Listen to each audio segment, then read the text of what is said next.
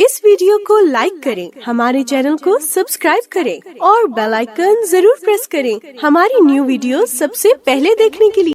आज हम मरीज के लिए अहकाम इबादत में मरीज और नमाज का बाब पढ़ेंगे। नमाज फर्ज है हर आकिल और बालिग मुसलमान मर्द और औरत पर, इसलिए मरीज के ऊपर वाजिब है कि हस्बे इस्तिताअत नमाज अपने वक्त पर पढ़े और बिला वजह नमाज को वक्त से मुअख्खिर ना करे, लेट ना करे। कुरान मजीद में अल्लाह ताला फरमाते हैं इन्न सलात कानत अलल मुमिनीना किताबम मौकूता, बेशक मोमिनों पर नमाज वक्त की पाबंदी के साथ फर्ज की गई है। रसूलुल्लाह सल्लल्लाहु अलैहि वसल्लम ने फरमाया नींद में कसूर नहीं, कसूर जागने की हालत में होता है। वो इस तरह कि तुम नमाज को इस हद तक मुअख्खिर कर दो कि अगली नमाज का वक्त आ जाए। यानी अगर कोई सो गया है तो और बात है, लेकिन अगर जाग रहा है तो जोहर उस वक्त में ना पड़े जब असर की अजान शुरू हो जाए। रसूलुल्लाह सल्लल्लाहु अलैहि वसल्लम ने फरमाया अल्लाह ताला ने 5 नमाजें फर्ज की हैं। जो शख्स अच्छी तरह वुजू करके वक्त पर नमाज अदा करे, इत्मीनान से रुकू करे, नमाज में खुशू खुजू इख्तियार करे, तो इंसान का अल्लाह पर जिम्मा है कि उसे माफ कर दे। और जो शख्स इन बातों को मलहूज न रखे उसका अल्लाह पर कोई जिम्मा नहीं, चाहे तो उसे माफ कर दे, चाहे तो अजाब दे। तो क्या क्या करना है? वक्त पर अच्छी तरह वुजू करके इत्मीनान से रुकू और सजदा और खुशू के साथ नमाज। रसूलुल्लाह सल्लल्लाहु अलैहि वसल्लम ने फरमाया जानबूझकर नमाज को तर्क मत किया करो, इसलिए कि जो शख्स जानबूझकर नमाज छोड़ता है उससे अल्लाह की जिम्मेदारी खत्म हो जाती है, यानी बख्शिश का वादा नहीं है उसके लिए। रसूलुल्लाह सल्लल्लाहु अलैहि वसल्लम ने फरमाया इंसान और उसके कुफ्र और शिर्क के दरमियान नमाज छोड़ने का फर्क है, यानी नमाज ही इंसान के इस्लाम की पहचान है। इसलिए बीमारी में भी नमाज की फिक्र करनी चाहिए। और कल आपको वो हदीस बताई गई थी कि किस तरह नबी सल्लल्लाहु अलैहि वसल्लम जब बहुत ज्यादा बीमार हुए और आप पर गशी तारी हो गई, होश आई, तो आपने सबसे पहले क्या बात पूछी? क्या लोगों ने नमाज पढ़ ली? फिर दोबारा बेहोश हो गए तो फिर आपने होश आने पे यही पूछा कि क्या लोगों ने नमाज पढ़ ली? तो इससे पता चलता है कि सबसे ज्यादा फिक्र किसी भी मौके पर नमाज की होनी चाहिए। लेकिन हमारे यहाँ कितने प्रोग्राम है जो नमाज का वक्त सामने रख के बनाए जाए। मसलन कितने लोग ऐसे हैं कि जो शादी की दावत तय करते हैं लेकिन बिल्कुल उसमें फिक्र नहीं करते कि नमाज का वक्त आएगा, और अगर नमाज का वक्त आए तो जगह कोई इंतजाम नहीं करते, यानी इसको बहुत हल्का लिया जाता है। तो हमेशा हमारे सारे दिन की जो प्लानिंग है, डे प्लानिंग, वो किसके अराउंड होनी चाहिए? नमाजों के। मौत के करीब भी नमाज की फिक्र करनी चाहिए। मिस्वर बिन मखरमा कहते हैं कि वो उस रात उमर बिन खत्ताब के पास आए जिस रात उनको खंजर लगा था। उन्होंने उमर रजी अल्लाह अन्हु को सुबह की नमाज के लिए जगाया तो उमर ने कहा हाँ, जो नमाज न पढ़े उसका इस्लाम में कोई हिस्सा नहीं। यानी उन्हें खंजर लगा और आपको मालूम है कि वो इतना सख्त गहरा जख्म था कि आंतों तक जा लगा था। जब आपको दूध दिया गया तो आपकी आंतों से दूध बहने लगा, लेकिन उस हाल में भी उठ के नमाज पढ़ रहे हैं। फिर उमर रजी अल्लाह अन्हु ने इस हाल में नमाज पढ़ी कि उनके जख्म से खून रिस रहा था, फिर भी नमाज पढ़ रहे थे। और सिर्फ फर्ज नमाज नहीं, हत्तुल बसा नफल वगैरह भी पढ़ने की कोशिश करनी चाहिए। आयशा रजी अल्लाह ताला अन्हा ने फरमाया रात का क़याम मत छोड़ो, क्योंकि रसूलुल्लाह सल्लल्लाहु अलैहि वसल्लम उसको नहीं छोड़ते थे। अगर आप बीमार होते या तबीयत में चुस्ती ना होती तो बैठकर नमाज पढ़ लिया करते थे, यानी बीमारी में भी नवाफिल का एहतमाम करते। और अल्लाह सुब्हानहू तआला ने अपनी खास रहमत से बीमारों को जो सहूलतें दी है उसमें अगर खड़े होकर नमाज नहीं पढ़ सकते तो क्या करें? बैठ के पढ़ लें। इमरान बिन हुसैन से रिवायत है कि वो बवासीर के मरीज थे। उन्होंने कहा मैंने रसूलुल्लाह सल्लल्लाहु अलैहि वसल्लम से किसी आदमी के बैठकर नमाज पढ़ने के बारे में पूछा। आपने फरमाया अफजल यही है कि खड़े होकर पढ़ो, क्योंकि बैठकर पढ़ने वाले को खड़े होकर पढ़ने वाले से आधा सवाब मिलता है और लेट कर पढ़ने वाले को बैठकर नमाज पढ़ने वाले से आधा सवाब मिलता है। तो इसलिए तकलीफ के बावजूद भी इंसान कोशिश करे कि खड़ा ही हो। अस्मा बिन्त अबी बकर कहती है कि जिस दिन सूरज ग्रहण हुआ तो नबी सल्लल्लाहु अलैहि वसल्लम इस तरह घबरा कर निकले कि अपनी कमीज पकड़ ली। फिर आपको चादर पहुंचाई गई और लोगों को लेकर तवील क़याम किया। नबी सल्लल्लाहु अलैहि वसल्लम इस दौरान क़याम और रुकू करते रहे। मैंने एक औरत को देखा जो मुझसे ज्यादा बड़ी उम्र की थी लेकिन वो खड़ी थी। फिर मैंने एक औरत को देखा जो मुझसे ज्यादा बीमार थी लेकिन वो भी खड़ी थी। ये देखकर मैंने सोचा कि तुम दोनों से ज्यादा तो साबित कदमी के साथ खड़े होने की हकदार मैं हूँ कि जो सेहतमंद हूँ, क्योंकि बहुत तवील रुकू थे, तवील सजदे थे, तो खड़ी नहीं हो पा रही थी। तो उन्होंने सोचा बैठ जाऊं, लेकिन उन्होंने देखा कि एक बीमार खड़ी है और एक उम्र रसीदा खड़ी है, तो उन्होंने कहा मैं भी खड़ी हो जाती हूँ। तो हमेशा नेकी के मामले में हमें अपने से ऊपर वाले को देखना चाहिए। उम्मे सलमा फरमाती है कि रसूलुल्लाह सल्लल्लाहु अलैहि वसल्लम वफात के करीब अक्सर बैठकर नमाज अदा करते, अलबत्ता फर्ज नमाज खड़े होकर ही अदा करते। तो इससे क्या पता चलता है कि हत्तुल वसा, فرض نماز کھڑے ہو کے پڑھنا چاہیے، لیکن ہمارے تو عام طور پر لوگ دنیا بھر کے کام کھڑے ہو کے کرتے ہیں اور نماز میں بیٹھ جاتے ہیں۔ پھر سہارا لے کر کھڑے ہونے کی کوشش کرنی چاہیے اگر ویسے نہیں کھڑے ہو سکتے۔ رسول اللہ صلی اللہ علیہ وسلم کی عمر مبارک جب زیادہ ہو گئی تو آپ ایک ستون سے ٹیک لگا کر رات کی نماز میں قیام فرماتے تھے، لیکن کھڑے رہتے پھر بھی۔ اگر نماز بیٹھ کر شروع کی لیکن دوران نماز میں کچھ کمی محسوس ہوئی تو باقی نماز کھڑے ہو کر پوری کی جا سکتی ہے۔ مثلا آپ اٹھ ہی نہیں پا رہے، پاؤں میں درد ہے، ٹانگ میں درد ہے، کوئی ایسی تکلیف ہے تو آپ نے بیٹھ کے شروع کی، لیکن بیٹھ کے پھر آپ کو لگا کہ اب میرے جسم کی اکڑ دور ہو گئی ہے، اب میں کھڑا ہو سکتا ہوں، تو بیچ میں ہی اٹھ جائیے، کوئی حرج نہیں۔ اسی طرح آپ کھڑے ہیں، کھڑے کھڑے کھڑے آپ کو لگا کہ آپ گرنے لگے تو بیٹھ جائیے، یعنی بیچ میں بھی آپ اپنی پوزیشن چینج کر سکتے ہیں۔ حضرت عائشہ بیان کرتی ہیں کہ رسول اللہ صلی اللہ علیہ وسلم کو بڑھاپا آنے سے پہلے میں نے کبھی نہیں دیکھا تھا کہ رات کی نماز میں آپ نے بیٹھ کر قرات کی ہو، مگر جب بوڑھے ہو گئے تو بیٹھ کر بھی قرات کیا کرتے تھے، حتیٰ کہ جب 30 یا 40 آیتیں باقی رہ جاتی تو کھڑے ہو کر پڑھ لیا کرتے تھے۔ حسن بصری کہتے ہیں کہ مریض 2 رکعت بیٹھ کر اور 2 رکعت کھڑے ہو کر پڑھ سکتا ہے، یعنی آپ آدھی نماز بیٹھ کے آدھی کھڑے ہو کے بھی پڑھ سکتے ہیں، نوافل کی بات ہے، یعنی مریض جس طرح آسانی سے نماز پڑھنا چاہے پڑھے، لیکن پڑھے ضرور۔ حضرت انس فرماتے ہیں کہ رسول اللہ صلی اللہ علیہ وسلم گھوڑے سے گر پڑے اور اس کی وجہ سے آپ کے دائیں پہلو پر زخم آ گئے، ہم عیادت کے لیے گئے تو نماز کا وقت آ گیا، آپ نے بیٹھ کر نماز پڑھائی، ہم نے بھی بیٹھ کر آپ کے پیچھے نماز پڑھی۔ حضرت حفصہ سے مروی ہے کہ میں نے رسول اللہ صلی اللہ علیہ وسلم کو بیٹھ کر نفل نماز پڑھتے ہوئے کبھی نہیں دیکھا، لیکن مرض الوفات سے 1-2 سال قبل آپ بیٹھ کر نفل پڑھنے لگ گئے تھے۔ اس میں جس سورت کی تلاوت فرماتے اسے خوب ٹھہر ٹھہر کے پڑھتے، حتیٰ کہ وہ خوب طویل ہو جاتی، یعنی رکعتوں کی طوالت کم نہیں کی، ہاں بیٹھ گئے، یعنی قرات لمبی کی۔ ہم کیا کرتے ہیں؟ قرات چھوٹی کر دیتے ہیں۔ بیٹھ نہ سکے تو پہلو کے بل لیٹ کر بھی نماز پڑھی جا سکتی۔ عمران بن حسین سے روایت ہے مجھے بواسیر کی شکایت تھی، میں نے نبی صلی اللہ علیہ وسلم سے دریافت کیا میں نماز کیسے پڑھوں؟ فرمایا کھڑے ہو کے پڑھو، اگر اس کی طاقت نہیں تو بیٹھ کر، اگر اس کی بھی نہیں تو سائیڈ پر لیٹ کر، یعنی اگر مریض کو آپ سائیڈ پہ قبلہ رخ کر دیں تو وہ زیادہ بہتر ہے بنسبت بالکل آسمان کی طرف منہ کر کے نماز پڑھنے کی، لیکن اگر وہ سائیڈ نہیں بدل سکتا تو پھر سیدھے بھی ٹھیک ہے۔ بیٹھ کر نماز کیسے پڑھی جائے گی؟ ادھر کرسی پہ یا تشہد کی حالت میں نیچے، اگر سخت مجبوری ہے تو پھر جس طرح بھی سہولت ہو۔ رکوع کے لیے جس قدر ممکن ہو جھکنا چاہیے، اگر سجدہ زمین پہ نہ کر سکتے ہو تو رکوع کی نسبت سجدے کے لیے زیادہ جھکیں، ٹھیک ہے؟ کھڑے ہو کر پڑھیں، نہیں تو بیٹھیں گے کیسے؟ یا کرسی پہ یا زمین پہ۔ زمین پہ کیسے بیٹھیں گے؟ تشہد میں۔ اگر تشہد میں نہیں بیٹھ سکتے، مثلا گھٹنوں میں تکلیف ہے، ٹانگوں میں سوجن ہے، تو آپ کس طرح بیٹھ سکتے ہیں؟ 2 زانوں بھی بیٹھ سکتے ہیں۔ اگر اس طرح بھی نہیں بیٹھ سکتے تو ایک ٹانگ آگے کو یا پیچھے کو بھی نکال سکتے ہیں، جیسے سہولت ہو پڑھ لے انسان، لیکن نماز پڑھے۔ پھر اسی طرح اگر ساری نماز بیٹھ کے پڑھ رہے ہیں تو رکوع کی نسبت سجدہ زیادہ جھک کے کرے اور طویل کر لے، یعنی دونوں میں فرق ہونا چاہیے۔ یہ نہیں کہ آپ رکوع کر رہے ہیں اور سجدہ بھی کر رہے ہیں اور آپ کو یہ پتہ ہی نہیں چل رہا کہ آپ نے کیا کیا، اور اپنے آپ سوچتے اچھا رکوع کیا تھا، کیونکہ آپ نے وہ دونوں میں فرق ہی نہیں کیا۔ تو دونوں کی ادائیگی میں فرق ہونا چاہیے۔ اگر بیٹھ کر نماز پڑھیں تو بیٹھ کے رکوع کر لیں، اگر رکوع اور سجدے کے لیے بھی نہیں جھک سکتے آپ تو کیا کریں؟ اگر آپ یوں نہیں کر سکتے، کمر میں تکلیف ہو گئی ہے، کئی لوگوں کا کمر کا آپریشن ہوتا ہے ریڑھ کی ہڈی کا، وہ ایسے ایسے نہیں کر سکتے، وہ کیا کریں؟ اشارہ کس سے؟ گردن سے، گردن کو کریں۔ لیکن اگر گردن پہ بھی کالر لگا ہوا ہے تو کیا کریں؟ آنکھوں سے، ہاتھوں سے اور آنکھوں سے، لیکن جتنا ممکن ہو کھڑے ہو کے پڑھی جائے، کیونکہ قوموا للہ قانتین۔ سجدے کے لیے میز استعمال نہ کیا جائے۔ اکثر آپ دیکھیں موٹر وے پہ یا کہیں کسی مسجد میں بیٹھ کے پڑھنے والوں کے لیے چیئر جو رکھی ہوتی ہے اس کے آگے ٹیبل بھی بنا ہوتا ہے، وہ اتنی مشکل پڑتی ہے، نہ اس کے اندر بندہ گھس سکتا ہے، نہ اس کے علاوہ نیچے بیٹھ سکتا ہے کہیں۔ تو عام کانسیپٹ یہی ہے کہ ٹیبل پہ سجدہ کر لو یا کوئی چیز آگے رکھ کے اس پہ سجدہ کرو، نہیں، اشارے میں صرف اشارے سے ہی پڑھیں گے، کسی اور چیز کو رکھ کے سجدہ نہیں کریں گے، کوئی تکیہ یا گدا یا میز یا کوئی گتا کوئی چیز اور نہیں رکھیں گے۔ رسول اللہ صلی اللہ علیہ وسلم نے ایک مریض کی عیادت کی، آپ نے اسے تکیے پہ نماز پڑھتے دیکھا تو آپ نے تکیے کو پکڑا اور پھینک دیا، اس نے ایک لکڑی پکڑی کہ اس پر نماز پڑھے، آپ نے اسے بھی پکڑ کے پھینک دیا، فرمایا اگر استطاعت رکھتے ہو تو زمین پہ پڑھو، نہیں تو اشارہ کرو جیسے اشارہ کرتے ہیں، اور اپنے سجدوں میں رکوع سے زیادہ جھک جاؤ۔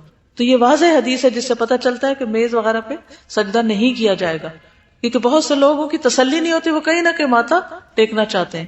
لیٹ کے نماز ادا کرنا، لیٹ کر نماز پڑھنے کی صورت میں قبلہ رخ ہونا اور دائیں پہلو پر لیٹنا افضل ہے، رائٹ سائڈ پہ۔ اگر یہ ممکن نہ ہو سکے تو جس طرف ممکن ہو اسی طرح منہ کر کے نماز ادا کی جائے گی، اور یہ نماز درست ہوگی. عطا کہتے ہیں کہ اگر قبلہ رخ ہونے کی بھی طاقت نہ ہو تو جدھر رخ ہو ادھر ہی پڑھ لو. ایسا مریض جس کے ہوش و حواس قائم ہو مگر نماز کا کوئی بھی رکن ادا کرنے سے قاصر ہو تو دل ہی دل میں نماز کے ارکان کا تصور کر لے. یعنی آنکھیں بھی نہیں ہلا سکتا، دل میں ہی. وہ کون سا موقع ہو سکتا ہے کہ آنکھیں بھی نہ ہلا سکے انسان؟ جی کاموں میں تو ہوش بھی نہیں ہوتی، لیکن اگر کچھ ہوش ہے، وہ سن رہا ہے باتیں اور اس کو پتہ چل رہا ہے نماز کا وقت ہو گیا. یعنی قومے میں ہونے کا مطلب یہ نہیں کہ دماغ بھی سو گیا. بعض اوقات مریض سن رہے ہوتے ہیں، تو اس صورت میں اگر وہ نہ ہل سکتا ہے، نہ آنکھ ہلتی ہے، نہ کچھ بھی، اور غنودگی کسی کیفیت ہے، تو دل میں ہی پوری نماز پڑھ لے. ہاں، اور اگر منہ نہیں ہلتا، زبان نہیں ہلتی، تو بھی دل میں نماز پڑھ لے. بعض اوقات ایسا ہوتا ہے نا کہ انسان اتنا ویک ہوتا ہے کہ زبان بھی نہیں ہلا سکتا، دل میں پڑھے. اور اگر آنکھ کے اشارے سے پڑھ رہا ہے نا تو رکوع میں کم جھکائے آنکھ اور سجدے میں اور زیادہ جھکا لے، یعنی بند کر لے، آدھی بند کر لے رکوع میں اور زیادہ اس سے کر لے سجدے میں. اگر مریض بھول جائے یا بیچ میں سو جائے تو پھر کیا کرے؟ تو جب یاد آئے، جب جاگے تو نماز پڑھ لے. نبی صلی اللہ علیہ وسلم نے فرمایا جو شخص کسی نماز کے وقت سوتا رہ گیا یا نماز سے غافل ہو گیا تو جب یاد آئے نماز پڑھ لے. کیونکہ اللہ تعالیٰ فرماتے ہیں وَأَقِمِ الصَّلَاةَ لِذِكْرِي، میری یاد کے لیے نماز قائم کرو. یہ صرف مسائل نہیں آپ یاد کریں گے، دلائل بھی یاد کریں گے. اور آج آپ جا کے ذرا گھر والوں سے پوچھیں کون سی نماز کیسے پڑھیں گے، بیماری میں کیسے نماز پڑھتے ہیں.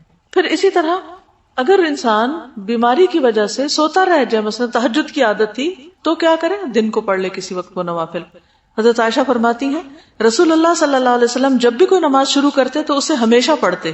اگر آپ سے کسی دن نیند کے غلبے یا بیماری کی وجہ سے تہجد کی نماز چھوٹ جاتی تو آپ دن کے وقت 12 رکعتیں پڑھ لیتے.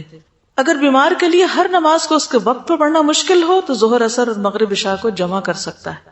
ٹھیک ہے، یعنی اگر جیسے استحاضہ والی عورت کو آپ نے غسل کا کہا تھا کہ اگر غسل کرے تو ظہر عصر کو ملا کے پڑھ لے، تو اسی طرح کوئی اور بیمار ایسا کہ جس کے لیے وضو، تیمم، اس کو اٹھانا بٹھانا، بار بار ہلانا جلانا اس کے لیے نقصان دہ ہو، مثلا کوئی ہڈی ٹوٹ گئی یا زیادہ ہڈیاں ٹوٹ گئی ہیں، تو اس صورت میں کیا، ایک دفعہ اگر اس نے وضو یا تیمم کیا تو 2 نمازوں کو اکٹھا کر لے حسب ضرورت، عام طور پر نہیں لیکن کبھی ون سے نوائل.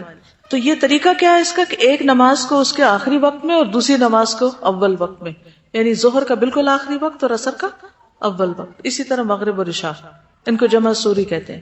ابن عباس کہتے ہیں کہ رسول اللہ صلی اللہ علیہ وسلم نے مدینہ میں مقیم ہوتے ہوئے بغیر کسی خوف یا بارش کے ظہر اور عصر کی اور مغرب اور عشاء کی نمازیں جمع کر کے پڑھی. کیوں؟ تاکہ امت کے لیے سہولت ہو جائے. یہ روز کی روٹین نہیں تھی لیکن ایک دفعہ پڑھ کے دکھا دی. وکی کہتے ہیں میں نے ابن عباس سے پوچھا آپ کا مقصد کیا تھا؟ فرمایا تاکہ امت کو مشقت نہ ہو. اگر مریض بے ہوش ہو جائے تو پھر کیا کرے؟ ہوش آ جائے یا علاج کی غرض سے بے ہوش کیا جائے، انستھیزیا دیا جائے تو ہوش و حواس درست ہونے پر چھوڑی ہوئی نمازوں کو ترتیب سے ادا کر لے، قضا پڑھ لے. ابو قتادہ کا بیان ہے کہ رسول اللہ صلی اللہ علیہ وسلم اپنے ایک سفر میں تھے تو آپ راہ سے ایک طرف کو ہو گئے، میں بھی آپ کے ساتھ ایک طرف ہو گیا. آپ نے فرمایا ذرا دیکھو، تو میں نے کہا کہ یہ سوار آ رہا ہے، یہ 2 ہیں اور وہ 3 ہیں، حتیٰ کہ ہم 7 افراد ہو گئے. تب آپ نے فرمایا ہماری نماز کا خیال کرنا، یعنی فجر کا. لیکن ان کے کان بند کر دیے گئے، یعنی سوتے رہ گئے. پس ان کو سورج کی کرنوں ہی نے جگایا اور وہ اٹھے اور کچھ وقت چلے، پھر اترے، وضو کی اور بلال نے اذان کہی. سب نے فجر کی سنتیں پڑھی، پھر فجر کی نماز ادا کی اور سوار ہو گئے. تو لوگ ایک دوسرے سے کہنے لگے ہم نے اپنی نماز میں بہت تقصیر کی. تو نبی صلی اللہ علیہ وسلم نے فرمایا سو جانے میں کوئی تقصیر نہیں، یعنی کوئی جان بوجھ کے نہیں سویا. لیکن بعض اوقات کیا ہوتا ہے کہ انسان پہ اچانک نیند کا ایسا غلبہ آتا ہے اور اٹھتا ہے تو وقت جا چکا ہوتا ہے، مثلا مغرب کا وقت. فرمایا تقصیر یا کوتاہی تو اس کی ہے جو جاگ رہا ہو، لہٰذا جب تم میں سے کوئی نماز پڑھنا بھول جائے تو جب یاد آئے تو اس کو پڑھ لے اور پھر آئندہ بر وقت ہی ادا کرے، یعنی ہمیشہ ایسا نہ شروع کر دے. اگر بے ہوشی طویل ہو جائے تو اس کا حکم نیند والے شخص کی طرح ہے، اس کے ذمہ کوئی قضا نہیں. یعنی کئی دن تک بے ہوش ہے، 6 مہینے کوئی قومے میں ہے تو اس پر پھر نمازیں نہیں ہوگی کیونکہ تو ہوش میں ہی نہیں. حضرت عائشہ فرماتی ہے کہ رسول اللہ صلی اللہ علیہ وسلم نے فرمایا 3 آدمیوں سے قلم اٹھا لیا گیا، سویا ہوا حتیٰ کہ جاگ جائے، ٹھیک ہے، اور بے ہوش جب وہ ہوش میں آئے، مجنون جب اس کو افاقہ ہو جائے. اگر مریض سنت اور نفل ادا نہ کر سکتا ہو تو صرف فرض پر ہی اکتفا کر لے، لیکن اگر ادا کر سکتا ہو تو وہ بھی پڑھے، کیونکہ کچھ بیماریاں تو بہت طویل چلتی ہیں نا، تو ایسی صورت میں انسان مستقل طور پر نفل نہ چھوڑ دے. اب بچے کی پیدائش اور نماز. پیدائش کے موقع پر جب تک عورت کو خون جاری نہیں ہوتا نماز پڑھی جائے گی. ایون جو پینز آ رہی ہو نا اور ابھی ڈلیوری نہیں ہوئی تو نماز ادا کی جائے گی. اس وقت وضو کر سکے تو وضو کر لے، نہیں ممکن تو تیمم کر لے، لیکن جب تک خون نہیں نکلنا شروع ہوتا عورت نماز پڑھتی رہے گی جب تک بچہ پیدا نہیں ہو جاتا. پھر نفاس کی مدت بچے کی ولادت کے بعد نفاس کی کم سے کم کوئی حد مقرر نہیں، لیکن زیادہ سے زیادہ 40 دن ہے. اگر عورت بچے کی ولادت کے 10 دن بعد یا اس سے کم یا زیادہ دنوں میں پاک ہو جائے تو غسل کر کے نماز پڑھے، اور اسی طرح روزہ بھی رکھے، خواہ 40 دن پورے ہوئے ہوں یا نہ. اگر نفاس والی عورت 40 دن پورے کر لے اور خون ابھی جاری ہوا ہو تو ایسی صورت میں غسل کر کے نماز شروع کر دے گی، کیونکہ یہاں سے اس کا استحاضہ شروع ہو گیا. کیونکہ 40 دن کے بعد خون کا جاری رہنا استحاضہ ہے، الا یہ کہ پیریڈ شروع ہو جائیں. حمل کا ساقط ہونا، کیونکہ پیریڈز کا انداز ہی بالکل فرق ہوتا ہے، کریمپس پڑ رہے ہوتے ہیں، مزاج میں تبدیلی ہوتی ہے، خون کے رنگ میں فرق ہوتا ہے. پھر اسی طرح عورت کا حمل ساقط ہو جانا، ابارشن ہونا یا مسکیریج ہونا. عورت کا حمل اس حالت میں ساقط ہو کہ جنین کا سر، ہاتھ، پاؤں، دیگر اعضاء بن چکے ہوں تو وہ نفاس والی ہے، اس کے لیے وہی احکام ہوں گے جو نفاس کے ہیں. عورت کا حمل اس حالت میں ساقط ہوا کہ جنین کی تخلیق واضح نہ ہو، بس تھوڑا سا ایسے لوتھڑا سا ہو، یعنی کوئی اور چیز اس میں سے نہیں نکلی، تو اس کا حکم حیض اور نفاس کا نہیں بلکہ استحاضہ کا ہوگا. یہ نماز پڑھے گی اور رمضان کے روزے بھی رکھے گی، اور ہر نماز کے وقت تازہ وضو کرنا ہوگا. مستحاضہ کی طرح روئی وغیرہ کے ساتھ خون کو گرنے سے روکنا ہوگا، اور اس کے لیے بھی نمازوں کو جمع کرنے کی سہولت ہوگی. اگر جنین 81 ڈیز کا ہو جائے اور جس میں اعضاء کا پیدا ہونا ممکن ہے تو اس وجہ سے پھر نماز کو چھوڑا جائے گا.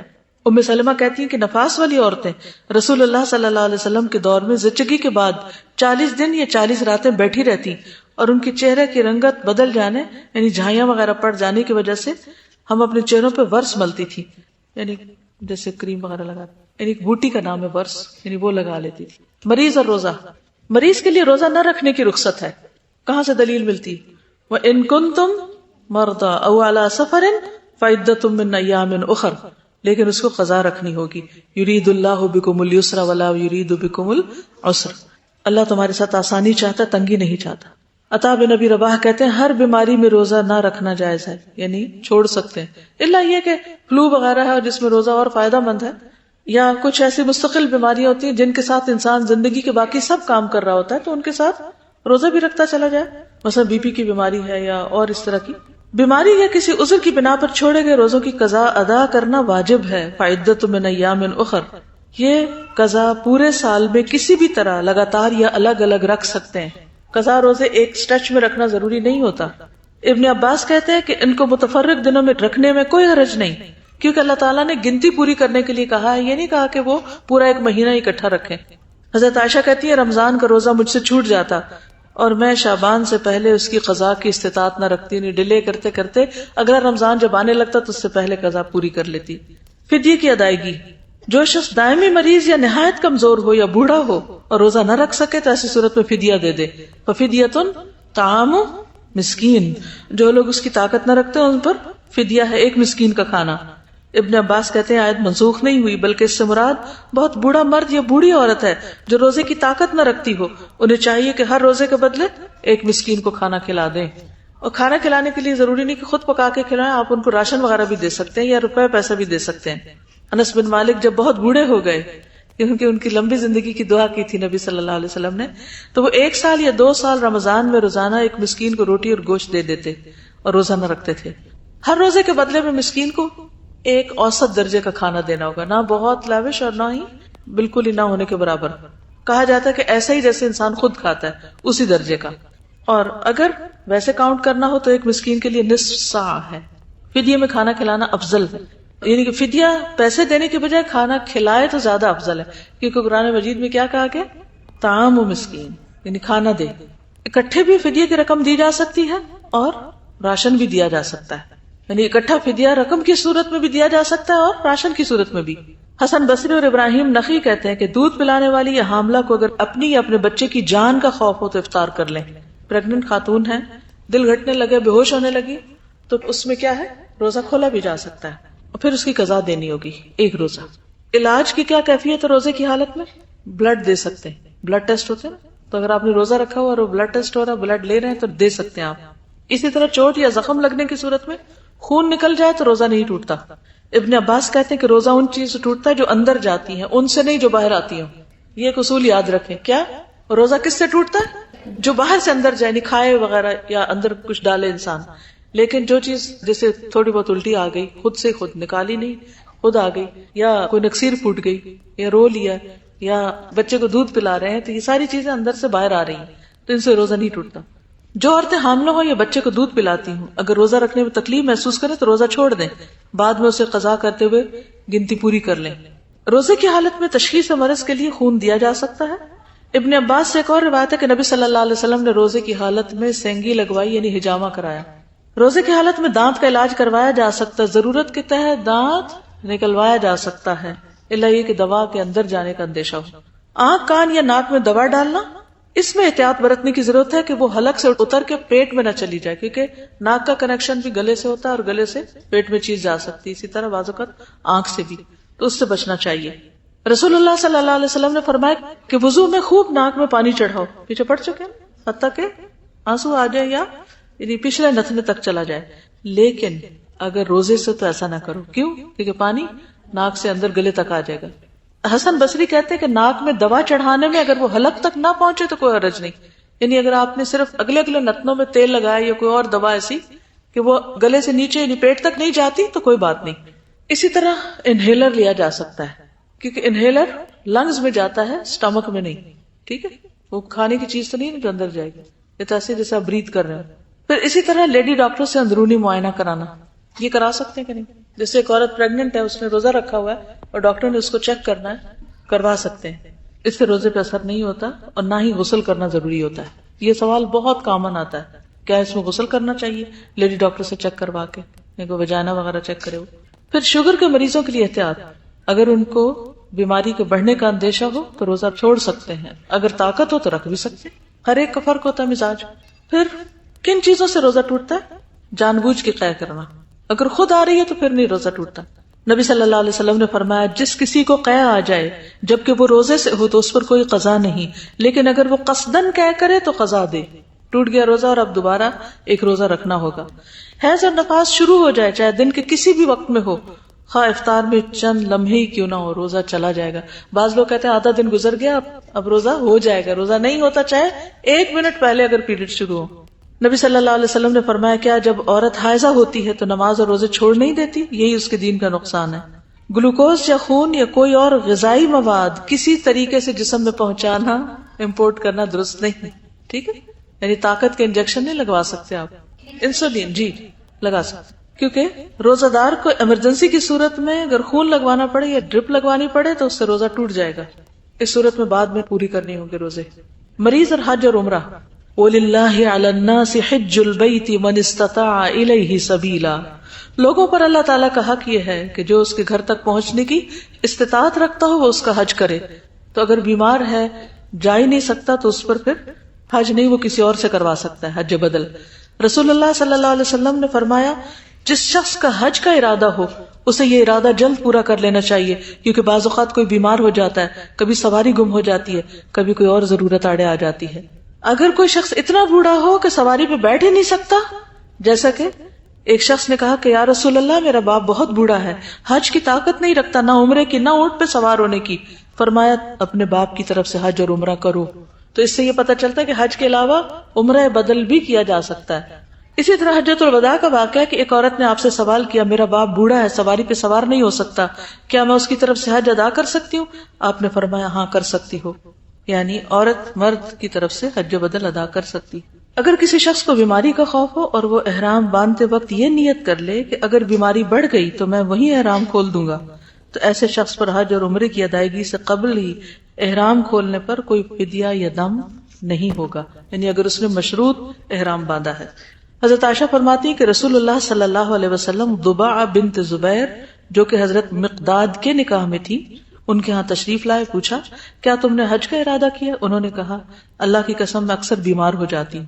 آپ نے فرمایا حج کرو لیکن احرام باندھتے وقت یہ شرط کر لو کہ اللہم محلی حیث حبستنی، اے اللہ جہاں تو نے مجھے روک دیا میں وہیں احرام کھول دوں گی. یعنی اگر آپ کو شک ہو کہ آپ کر نہیں پائیں گے یا کوئی رکاوٹ آ جائے گی تو پہلے سے ہی احرام کھولنے کی نیت کر لیں. بیماری یا سر کی تکلیف کے باعث یوم النحر یعنی 10 ذی الحجہ سے قبل سر کے بال اتروانے اور احرام کھولنے پر فدیہ کے طور پر 3 روزے رکھنا ہوں گے یا صدقہ 6 مسکینوں کا کھانا دینا ہوگا یا ایک جانور بکری کی قربانی دینا ہوگی. قرآن مجید میں آتا ہے فمن کان منکم مریضا او بہ اذی من رأسہ ففدیۃ من صیام او صدقۃ او نسک، تم میں سے جو کوئی مریض ہو یا جس کے سر میں تکلیف ہو اور اس وجہ سے وہ اپنا سر منڈوا دے تو فدیہ میں روزے رکھے یا صدقہ دے یا قربانی کرے۔ آپ صلی اللہ علیہ وسلم نے حضرت کعب بن عجرہ سے تکلیف کے باعث سر منڈوانے کے فدیے کے بارے میں پوچھا تو فرمایا کہ تم ایک بکری کی قربانی کی استطاعت رکھتے ہو کیا؟ انہوں نے عرض کیا نہیں۔ فرمایا تو پھر 3 روزے رکھ لو یا 6 مسکینوں کو کھانا کھلا دو، یا ہر مسکین کو ایک وقت کے کھانے کے عوض نصف سا یعنی 1.25 کلو گندم دے دو۔ ٹھیک ہے۔ طواف اور سعی میں سہولت، طواف اور سعی میں سہولت کے لیے مریض ویل چیئر کا استعمال کر سکتا ہے۔ ام سلمہ کہتی ہیں کہ میں نے رسول اللہ صلی اللہ علیہ وسلم کو حجۃ الوداع میں اپنی بیماری کا بتایا، میں نے کہا کہ میں پیدل طواف نہیں کر سکتی۔ کس نے کہا؟ یہ ام سلمہ نے۔ تو آپ نے فرمایا لوگوں کے پیچھے رہ کر سوار ہو کے طواف کر لو، یعنی زمانے میں اونٹ وغیرہ کی سواری ہو سکتی۔ جو شخص چلنے کے قابل ہو لیکن دوڑنے کے قابل نہیں تو سعی کے دوران سب ستونوں کے بیچ میں چل کے بھی سعی کر سکتا ہے۔ وقوف عرفات میں سہولت، عرفات میں وقوف کا وقت عام لوگوں کے لیے 9 ذی الحجہ کے دن زوال آفتاب سے لے کر غروب آفتاب تک، یعنی سورج کے ڈھلنے سے لے کے مغرب تک کھڑے ہونا ہوتا ہے۔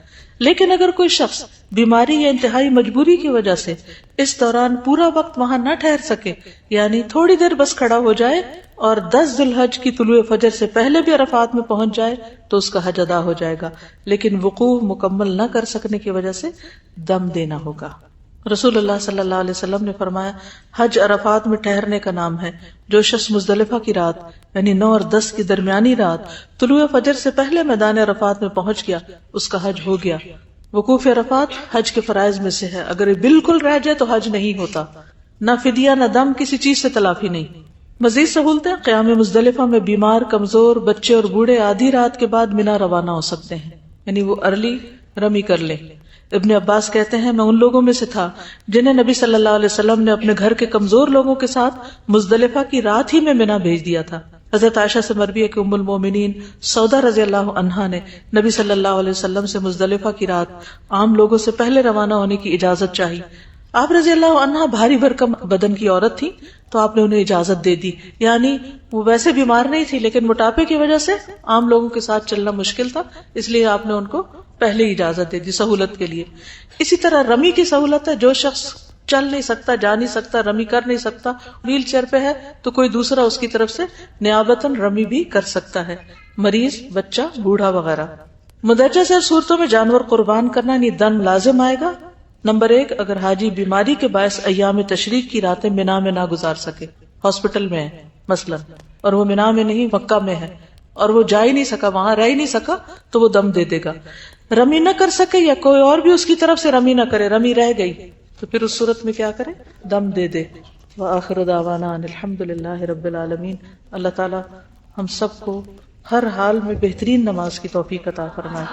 سبحانک اللہم وبحمدک، اشہد ان لا الہ الا انت، استغفرک واتوب الیک۔ السلام علیکم ورحمۃ اللہ وبرکاتہ۔